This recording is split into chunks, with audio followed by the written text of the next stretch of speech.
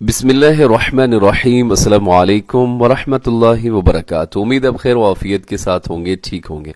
آج کا ہمارا تجوید کلاس کے اندر ٹاپک ہے مدات۔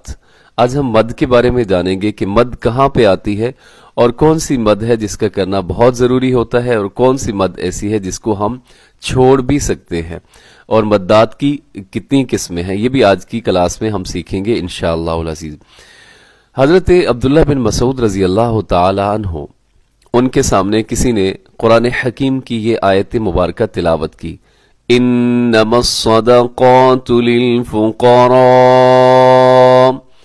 اب یہاں للفقراء اس کے اوپر مد ہے، لیکن پڑھنے والے نے یہاں پر مد نہیں کی، تو حضرت عبداللہ بن مسعود رضی اللہ تعالی عنہ نے، جو کہ شاگرد رسول ہیں، انہوں نے اس شخص کو روک دیا اور کہا کہ ہمیں نبی کریم صلی اللہ علیہ وآلہ وسلم نے ایسے نہیں پڑھایا تھا۔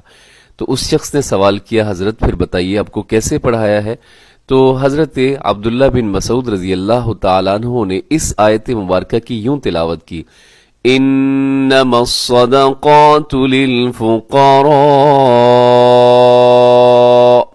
یوں للفقراء اس لفظ کے اوپر مد کر کے پڑھا۔